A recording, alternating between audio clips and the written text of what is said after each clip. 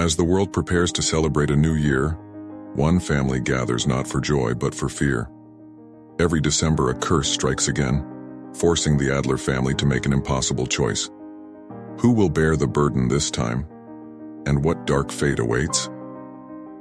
Tonight, on the brink of the new year, a sinister tradition continues. Love's spine-chilling tales and mysterious curses. Join us for more gripping horror stories that will keep you on the edge of your seat. Don't forget to hit subscribe and turn on notifications to never miss a twist. Your next favorite nightmare starts here. Every year, someone in my family receives a new curse. You would never know it to look at us. We eat, sleep, joke, argue, just like everyone else. People are adaptable, if anything. Behind it all, my family has kept a secret, one that has been gnawing away at us for generations. Every single one of us is cursed, some more than others. Abby, my niece, is the least cursed of us all. She's only 12. Her time will come soon enough. Howard, my oldest brother, is the most cursed. He has always been a selfless man, and me, I fall somewhere in the middle. Our curses come yearly on the 10th of December, and we get to decide who among us will take them on. That's the extent of our control. My husband begged to take my place last year, but I declined. I could never let him do that. When we met and fell in love, he had no idea what he was getting into. I told him when he proposed. It just came flooding out of me that night by the lake while he knelt on one knee, ring in hand, staring at me in shock. I told him about the curses and their rules, and how they were the reason for all of my eccentricities. If you break them, you have to be prepared to pay, and pay dearly. I told him I had considered breaking it off more than once. He wanted me anyway. I couldn't say no.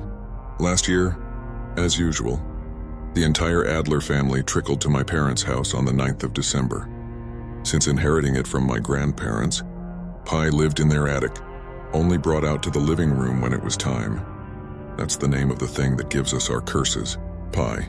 My great-grandpa called it that as a nickname when he was little, and it stuck.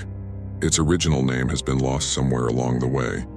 How my parents carry on day to day with it in the house, I don't know. Ollie and I made our way inside with our luggage, having arrived late due to a delayed flight. Everyone else sat quietly waiting.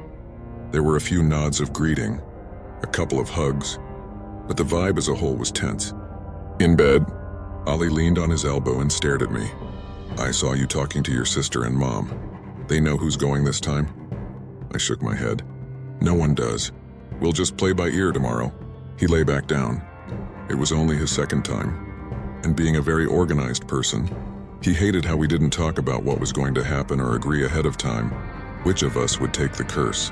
He never understood that we chose to put our heads in the sand 363 days a year, that it's the only way we could cope. Some of us had curses we had to constantly be on the lookout for, things we had to avoid. He just didn't understand the stress of it all. Yet, Howard can't take on another one. He mused. Neither can your folks. I rolled my back to him, not wanting to get into it right now. I already knew I was doomed to a night without sleep. I at least wanted it to be quiet. He continued. Hushed. Liz is pregnant, so she's out. And Richie, is it? He got a real bad one. So it's not fair he takes another. John can't cause, well, he has issues. So who does that leave? Babe, please just leave it, okay? We can do this tomorrow. The bed moved as he slid over and snaked his arms around my waist. Abby, Nate, Helen, you, please, just no more. He kissed the back of my head. And me. We ate breakfast around the big table. Bacon, eggs, juice, pancakes. Howard had rolled oats and coffee. Not much in his life wasn't impacted or restricted by his curses. Watching him broke my heart all over again. At noon, we drifted into the living room. Mom had placed pie on the mantelpiece. Looking at it, you'd never know the misery it caused.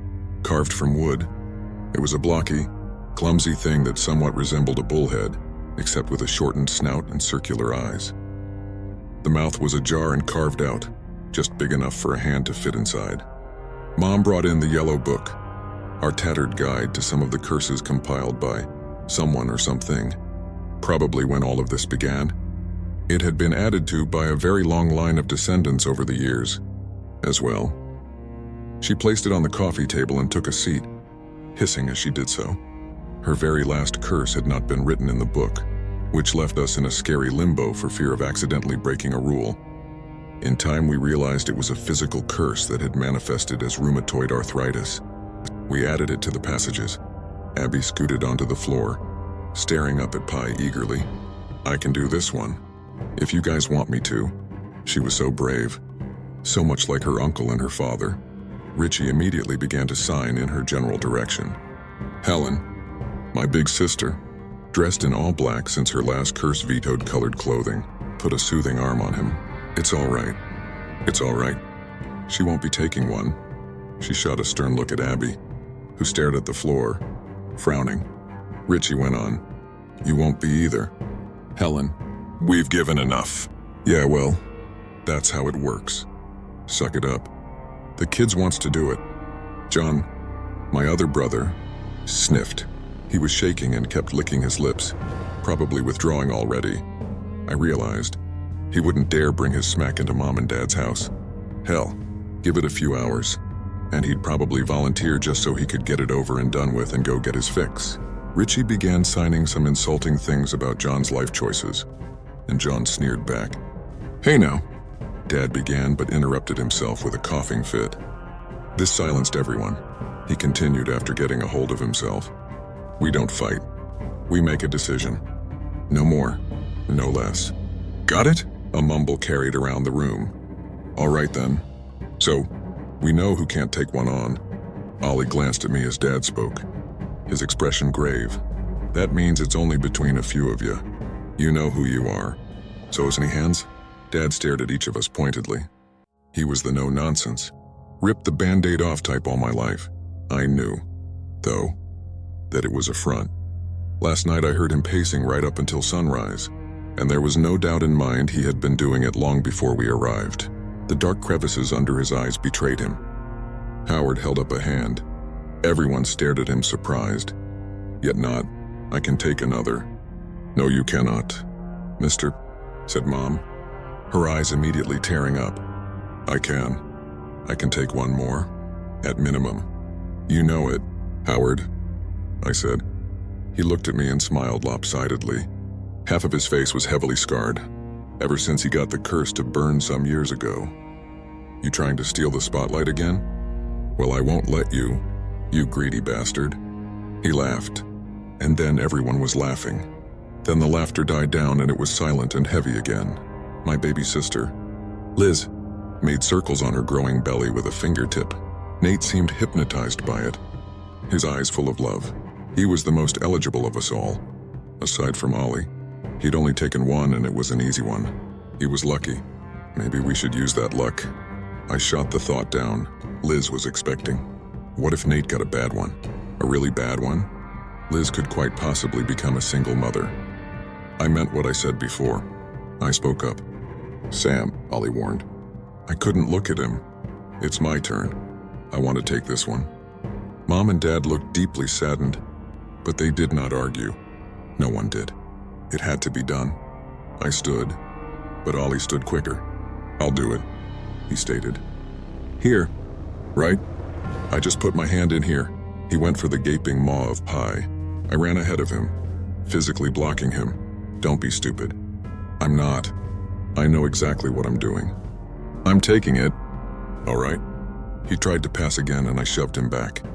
"Sit down." He stared hard at me. He could overpower me, and I could tell he was considering it. "You made me a promise, Oliver. I take promises very seriously. I get to choose when you take one. Don't break this promise. Don't do that to me." His eyes faltered, and then all of a sudden he sat down and wilted into the sofa, eyes closed. John scoffed and wiped his nose, about to launch into some kind of rant. Dad shot him a look and he immediately shut up. I turned and faced Pi. Circular eyes seemed to bore into me. I looked over my shoulder at Howard, his expression even and stoic in what I needed to continue. I stepped forward, hand out and flat, and slid it into the void. Instantly a minor pain bloomed on the back of my hand, much like a pinch. and I snatched it back and immediately covered it with my other palm. My heart thumped like racehorse. All eyes were on me and I could barely stand it. Suddenly, the memory of Richie receiving his last curse invaded my mind. The panic. Helen screaming. The way he scratched at his eyes and mouth and tried to speak but couldn't and tried to see but couldn't. Ollie scooted to the edge of the sofa. "What is it?" I took a deep breath and peered at my mark. Small and black. Like an ink stain. It was the rough shape of a diamond. In a few months it would be gone. Soaked up. Unlike the curse it represented. That was forever. "I don't recognize it," I said, though that didn't mean much. I pored over the book a lot as a kid, but there were simply too many curses to memorize. I showed the mark to Mom. She moved the book to her lap and carefully began leafing through pages, Abby hovering over her shoulder as she liked to do. A minute later she froze, eyes wide, finger pointed at a line on a page. "What?" I asked, voice pitching. "Just tell me." Ollie squeezed my hand. His was sweating. 30 million heartbeats, Mom uttered. "Oh boy, that doesn't sound good." I almost fell down, but Ollie kept me standing. "What does that mean?" He practically shouted. "It means," I stammered. "It means that that's what I have left." "Wait," Abby cried. She wrested the book from Mom and stared into it.